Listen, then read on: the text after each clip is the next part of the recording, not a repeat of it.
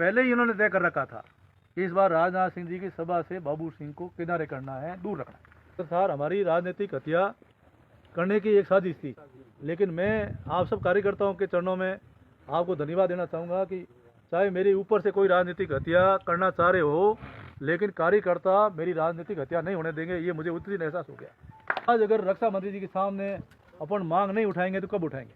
अब तो घर आयोड़ी गंगा है, रहा हूँ इसलिए मैं ही शेयर का नेता, तो यहाँ स्वागत अगर हम नहीं करेंगे तो कौन करे? तो मैं मेरी तरफ से तलवार लेके आया था। मैंने करण सिंह जी हमा के साथ तलवार मंगाई थी कि भाई अपन तलवार बैंड करेंगे।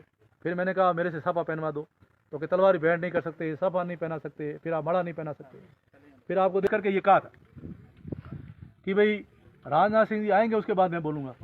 तो मैंने वासुदेव जी को स्पष्ट मना किया और संचालन कर रहे थे जसवंत सिंह जी मना किया कि भाई मेरा नाम आप मत लेना, मैं राजनाथ सिंह जी के आने से पहले नहीं बोलूँगा, मैं राजनाथ सिंह जी के आने के बाद ही बोलूँगा। तो अगर राजनाथ सिंह जी के आने के बाद हम आपको नहीं बुलाएंगे, तो मैंने कहा नहीं बोलोगे तो मुझे पहले बोलना नहीं। अब जानबूझकर राजनाथ सिंह के आने से पहले मेरा नाम अनाउंस किया। जब मैंने उनको बार बार मना कर रहा हूँ भाई मेरा अनाउंस नहीं करना, तो आप क्यों कर रहे हो अनाउंस? आप जब मैं उनको तो मैंने उनको कह दिया कि भाई राजनाथ सिंह जी आएंगे, अगर वो परमिशन देंगे तो बोलूँगा, नहीं तो नहीं बोलूँ। अब राजनाथ सिंह जी के जब मंच पे पधार गए तो मैंने आदरणीय राजनाथ सिंह से निवेदन किया, मैंने कहा मेरा फौजियों का इलाका है यार, मेरे 5 मिनट का आपका स्वागत भाषण और मांग रखनी। तो उन्होंने कहा यस आप बोलिए, आपका हक है। उसके बाद वापस आके वासुदेव जी को मैंने कहा कि भाई राजनाथ सिंह साहब ने कहा मेरे को बोलने के लिए, और आप मेरे को बोलने की परमिशन दिला दो, मन संचालक को कह दो भाई बोल दे। तो कहे नहीं आप नहीं बोल सकते। तो मैंने जाके दोबारा पूछा, दोबारा राजनाथ सिंह चिढ़ गए कि बिल्कुल आपको बोलना है, जब तक आप नहीं बोलोगे तो मैं तो उठूंगा ही नहीं, आप बोलिए, आपका हक है। तो मैंने उनको कहा मेरे को राजनाथ सिंह जी ने कह दिया है आप बुलाओ। तब जाके खड़ा हुआ तो मुझे ही नहीं पता था कि पीछे से क्या होने वाला। मैं तो मेरा ऐसे होके खड़ा हुआ कि भाई अपने ये 4 मांग करेंगे, स्वागत करेंगे, 5 मिनट का भाषण देके बोल जाएंगे। इतने में आए और माइक छीना, आप सब ने देखा। पर मैंने मेरे हिसाब से मैंने उनको कुछ नहीं कहा, मैंने उनको कुछ भी नहीं कहा। मैं भी धक्का दे सकता था और भी कोई कार्रवाई कर सकता था, लेकिन मैं मेरा शांत रहा और मैंने धैर्य रखा भाई मुझे क्या करना है। अगर नहीं बोलने देते तो अपन जाके बैठ जाते, और मैं तो आपके सामने हाथ हिला करके मैं आके वहाँ बैठ गया। लेकिन आज मैं आप सबसे कह सकता हूँ कि मैंने उनसे रिक्वेस्ट किया था पहले कि भाई राजनाथ सिंह जी आ रहे हैं, मैं 3 बार का एमएलए रह गया, यहाँ का प्रत्याशी हूँ, इसलिए अभी तक तो जब तक मैं प्रत्याशी रहा हूँ इसलिए मैं ही शेयर का नेता, तो यहाँ स्वागत अगर हम नहीं करेंगे तो कौन करे? तो मैं मेरी तरफ से तलवार लेके आया था। मैंने करण सिंह जी हमा के साथ तलवार मंगाई थी कि भाई अपन तलवार बैंड करेंगे। फिर मैंने कहा मेरे से साफा पहनवा दो, तो कि तलवार बैंड नहीं कर सकते, साफा नहीं पहना सकते, फिर आप माड़ा नहीं पहना सकते। फिर आपको देखा होगा कि वो एक माड़ा और एक स्मृति चिन्ह लेके आए। मैंने कहा इनको परमिशन किसने की? हमने नहीं परमिशन दी, ये तो अपने आप लेके आ गए। तो भाई उनका मंच पे अनाउंस कैसे किया? जब परमिशन नहीं थी तो मंच पे अनाउंस कैसे कर रहे थे? ये सब मैंने कहा मिली भगत थी आपकी, जो भी है। लेकिन मैं आप सब कार्यकर्ताओं से हाथ जोड़ के निवेदन करना चाहता हूँ कि वास्तव में इस प्रकार का षड्यंत्र था, हमारी राजनीतिक हत्या करने की एक साजिश थी। लेकिन मैं आप सब कार्यकर्ताओं के चरणों में आपको धन्यवाद देना चाहूँगा कि चाहे मेरे ऊपर से कोई राजनीतिक हत्या करना चाह रहे हो, लेकिन कार्यकर्ता मेरी राजनीतिक हत्या नहीं होने देंगे, ये मुझे उस दिन एहसास हो गया। उस दिन एहसास हो कि जब जनता सारी हमारे समर्थन में खड़ी हो, यानी कि शेरगढ़ के कार्यकर्ता, जब मेरा अपमान हुआ तो कार्यकर्ताओं ने ये महसूस किया कि ये अपमान बाबू सिंह का नहीं, हमारा अपमान, मतलब शेरगढ़ का अपमान है, ये बाबू सिंह का अपमान नहीं, शेरगढ़ का अपमान है, शेरगढ़ के कार्यकर्ताओं का अपमान है।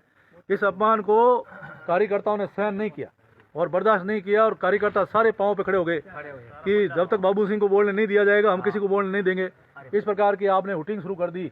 तब जाकर के मेरे को ये महसूस हुआ कि अगर मैं वापस नहीं बोला तो कार्यकर्ता पूरा पंडाल खाली कर देंगे या मंच की तरफ आ जाएंगे, तो अपनी पार्टी की तोहिन हो जाएगी और आदरणीय राजनाथ सिंह जी की तोहिन हो जाएगी। आज शेरगढ़ तहसील अनुशासन के रूप में हमारा परिचय है, अनुशासन के रूप में हमारी पहचान है, और आज मुझे इस बात का दुख है, आज मुझे दुख है कि राजनाथ सिंह जी की उपस्थिति के अंदर इस प्रकार से जब लड़ाई गई तो ये संदेश गलत है। ये संदेश बिल्कुल गलत हुआ। आज जगह जगह चर्चा हो रही है, पूरे मीडिया में, पूरे हिंदुस्तान में सोशल मीडिया इतना वायरल हुआ उस दिन कि जहाँ जाते हैं वहीं चर्चा होती है। तो इसलिए जो स्थितियाँ हैं वो सब आपके सामने है। इसलिए मैं आप सबसे निवेदन ये करना चाहता हूँ कि कैसी भी परिस्थिति आ जाए कार्यकर्ताओं को मजबूत रहना चाहिए, कार्यकर्ता मजबूती के साथ रहो। और मैं आपसे इतना ही निवेदन करना चाहता हूँ कि मैं आदरणीय राजनाथ सिंह जी साहब से मैं दिल्ली में मिल के आया और ये सारे ज्ञापन वापस उस दिन भी दिए थे और वापस भी ज्ञापन दे के आया कि साहब ये स्थितियाँ हैं। अब उस दिन जब राजनाथ सिंह जी ने कहा कि भाई ये सब केंद्रीय विद्यालय की मांग कर रहे हैं, मैं भी धर्मेंद्र प्रधान साहब से बात करूंगा और एपी साहब आप भी बात करना, इनका केंद्रीय विद्यालय अपने को स्वीकृत करना है। तब पीछे बोले वो तो सैंक्शन हो गया। तब गजेंद्र सिंह जी उनका भाषण देखना मोदी राजनाथ सिंह जी कि भाई ऑलरेडी ये तो सैंक्शन है। चलो वो हंसे मुस्कुराए कि चलो भाई ये तो ऑलरेडी सैंक्शन है आपका। अब अगर ऑलरेडी सैंक्शन होता तो त्रिवेणी का जब उद्घाटन हुआ तो शेरगढ़ का शिलान्यास होता कि नहीं होता? तो शिलान्यास होता नहीं होता, तो जब सैंक्शन होता तो शिलान्यास होता। लेकिन आज मैं कह सकता हूँ वो सैंक्शन नहीं है।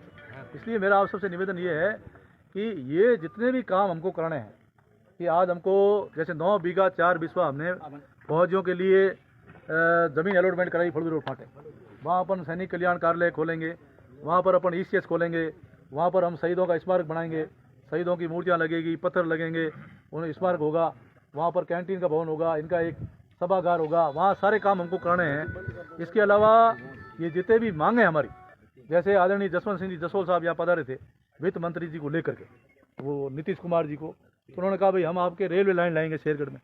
ये मैंने ही मांग की थी, और मांग की तब उन्होंने घोषणा करी कि भाई रेल आपके आएगी, तो रेल आएगी फड़ौदी से समदड़ी वाया शेरगढ़ बालेश्वर होते हुए। तो ये रूट तय हो गया और उसमें करीब 11 करोड़ रुपए सैंक्शन होकर पूरा सर्वे होकर फाइल चली गई। तो हमने गजेंद्र सिंह साहब को कहा, मैंने कहा सर्वे करा दिया, हमने रूट सर्वे करा दिया और फाइल वहाँ पड़ी है। इतनी रेलवे लाइनें सैंक्शन हो रही है तो एक रेल लाइन हमारी भी सैंक्शन करा, तो हमारा एरिया भी रेल से जुड़ जाएगा। तो यही मांग करी, तो ये सारी मांगें अपनी है। और अब तो अपने मुख्यमंत्री बन जाए, और मुख्यमंत्री बनने के बाद हम शांति से नहीं बैठेंगे। चाहे केंद्र में सरकार हमारी बनेगी, राजस्थान में सरकार हमारी बनेगी, लेकिन जन जागरण करो, चाहे रैलियाँ निकालो, लेकिन हम हमारे हक और अधिकार की लड़ाई लड़ेंगे। और हक और अधिकार लड़ाई लड़ करके जब डबल इंजन की सरकार बन जाएगी तो ये जो हमारी मांगे हैं, चाहे वो रेल लाइन की है, चाहे केंद्रीय विद्यालय की है, चाहे ECS खुलाने की है, चाहे नदी से नदी जोड़कर शेरगढ़ को जोड़ने की बात है, चाहे अपना ये भर्ती केंद्र की मांग है, जितनी भी अपनी बड़ी बड़ी मांगे हैं, ये मुझे विश्वास है कि आवड़ माता जी के मंदिर बैठे हैं, आप सब मेरा साथ दोगे तो अगले 5 साल के कार्यकाल के अंदर शेरगढ़ को ये सारी सौगातें मिलेंगी। इन सौगातों को हमको लेना है। और दूसरा, कार्यकर्ता हमेशा, मैंने तो मेरे पार्टी के कार्यकर्ताओं को परिवार माना, और आपने मुझे इस परिवार का संरक्षक माना, और संरक्षक मान के आप हमारे साथ रहे। आपने सुख में दुख में मेरा साथ दिया, हर परिस्थिति में साथ दिया।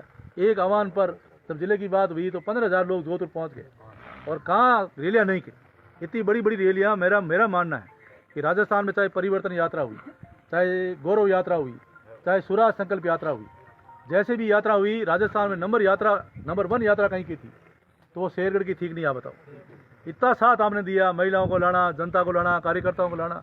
कार्यकर्ताओं ने हमेशा मेरा साथ दिया, हर परिस्थिति में साथ दिया। इसलिए जैसा भी हूँ, सुख दुख में आपका साथ हूँ। कार्यकर्ताओं की पहचान है कि ये मेरा कार्यकर्ता है। लेकिन अब कुछ लोग हमारे जैसे कोई पार्टी को नज़र लगाने या हमारे फूट डाल करके राजनीति चल रही है, लेकिन उस राजनीति को आपको समझना पड़ेगा। कुछ लोग कांग्रेस से आगे हमारे साथ जुड़ गए, और जुड़ करके लगातार विधानसभा चुनाव में हमारे को हराने के लिए दौड़ भाग करते हैं, और पार्टी में फूट डालने का काम करते हैं। इस बात को आपको समझना पड़ेगा। आप समझ जाओ कि पार्टी हित में कौन काम कर रहा है, कौन नहीं कर रहा है, पार्टी में कौन फूट डाल रहा है, कौन नहीं डाल रहा है।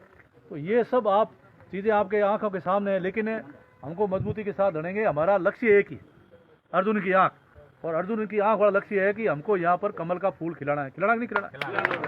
उसके लिए आप तैयार हो जाओ। और जो 5 साल के अंदर शेरगढ़ का नुकसान इस कांग्रेस पार्टी ने किया है, शेरगढ़ को पीछे धकेला 15 साल, उसको वापस हम आगे लाएंगे। और हमारा कार्यकर्ता निष्ठावान है, उनकी सेवा की भावना है कि हम बाबू सिंह के नेतृत्व में हमारे गांव का भला करें, हमारा विकास करें। इसलिए मैं आप सबसे निवेदन करना चाहता हूँ कि आने वाले समय में पूरा मास्टर प्लान हम तैयार करेंगे कि हमको कैसे राजस्व गाँव घोषित करने हैं, राजस्व गाँव के बाद हमको कैसे पंचायतें बनानी है, पंचायतें बनाने के बाद में कैसे हमको और पंचायत समितियाँ बनानी है, कैसे हमको और सड़कें बनानी है, पानी की योजनाएं लानी है, बिजली से कोई वंचित नहीं रहे, पानी से कोई वंचित नहीं रहे। मतलब शेरगढ़ में ऐसा काम हो कि लोगों का हृदय गदगद हो जाए और वो आशीष दे कि भगवान BJP वालों ने भलो करे। ऐसी भावना लोगों की आनी चाहिए।